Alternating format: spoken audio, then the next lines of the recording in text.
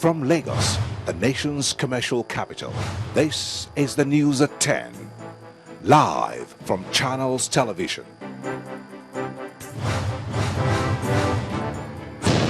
Reporting tonight, Ijoma Oyato. Hello and welcome. Tonight, INEC set to challenge court order upturning its decision to deregister 28 political parties.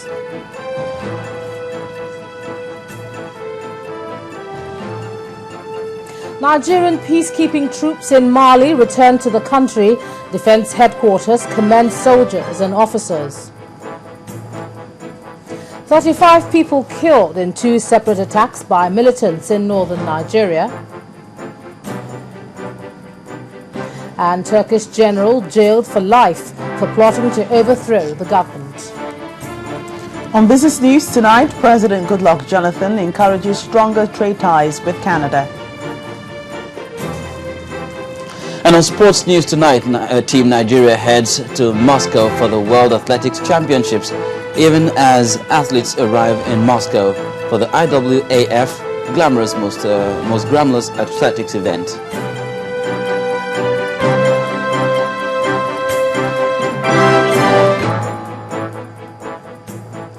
We begin tonight with INEC's resolve to challenge the verdict of the appeal court, which upturned its decision to deregister political parties. The chairman of the Independent National Electoral Commission, Professor Atahiru Jega, told journalists in Abuja that he's heading to the Supreme Court to keep the decision intact. He also says that 93,000 registered voters in Anambra State would be prosecuted for multiple registration. Our correspondent Gloria Umezuke reports. The ruling by a federal high court in Abuja, which voided the deregistration of 28 political parties by the Independent National Electoral Commission, must have spelled huge relief for the parties.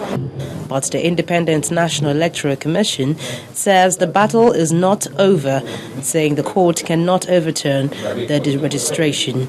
People are forgetting that we have 3 other court judgments that have thrown away those who have gone to contest our deregistration of political parties. So this is the 4th judgment which seemed to now favor a deregistered party. So really, as far as we are concerned, it's a case that we intend to appeal. The introduction of the permanent voter cards before the end of the year is another strategy INEC is deploying to further checkmate electoral fraud in the system ahead of the 2015 elections. Responding to questions by journalists, INEC says it has begun leveling the grass in Anambra State through the prosecution of 93,529 persons for multiple registration and clearing other hiccups in the electoral system. We know there is no confusion in Anambra. What we want to avoid during the elections, unless there is a clear court order that stops us from discharging our responsibility, we will not allow what happened in the past to happen again, where several candidates will now be, after the primaries, you will have several candidates now campaigning. Only the candidate of the party that is recognized will be allowed to campaign. Well, in spite of the fact that INEC now boasts of a fully consolidated database and, of course, customized election sheets, the major problem of underage voting remains a critical challenge, and we wait to see if the permanent voter card might just be able to resolve this. Gloria Umezuke, Channels Television News. Well, we return to the security situation in Borno State, northeast Nigeria, where reports say 35 people have been killed in separate attacks in the state.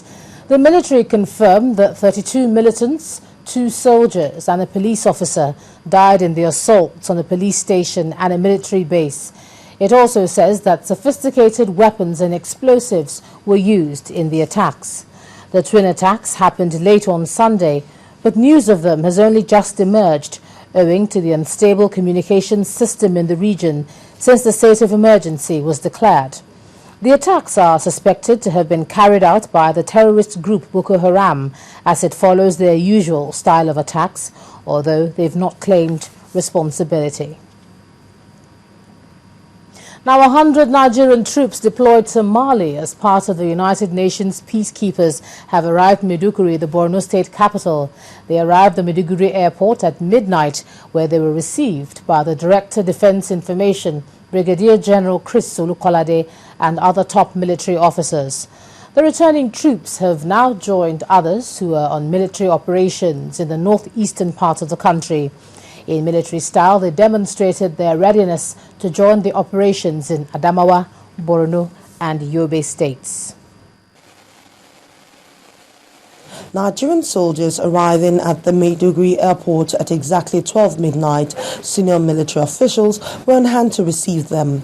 And in military style, they demonstrated their readiness to join the operations in Adamawa, Borno, and Yobe states.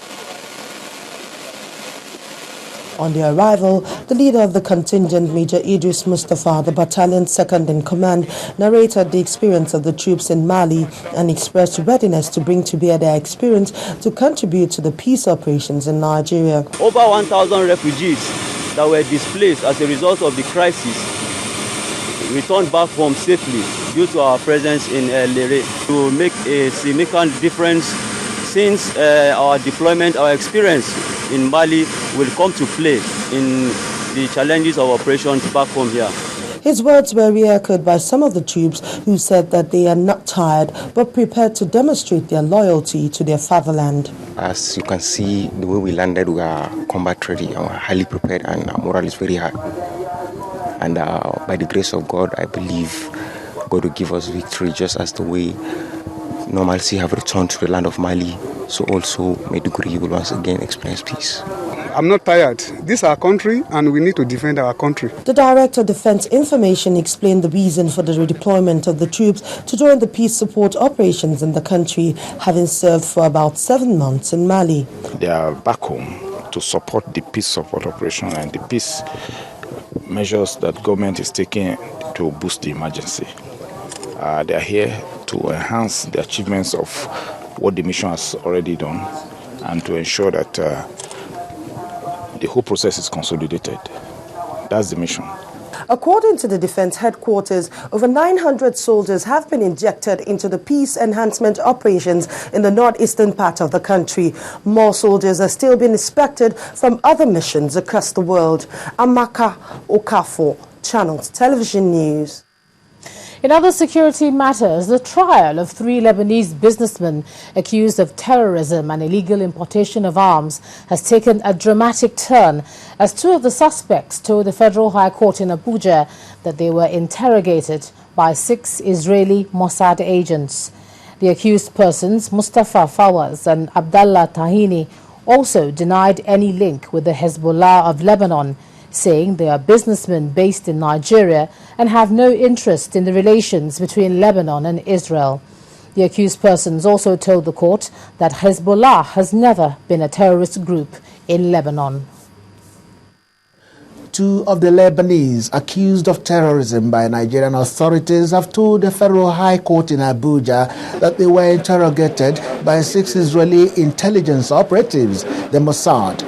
Lawyer to the accused persons, Ahmed Raji, in concluding his defense, called 3 witnesses, including a lawyer from Lebanon. The lawyer, Joseph Finiano, explains the activities of Hezbollah, saying it is an organization conceived primarily to resist Israeli occupation of southern Lebanon. The first accused person, Mustafa Fawaz, in his defense told the court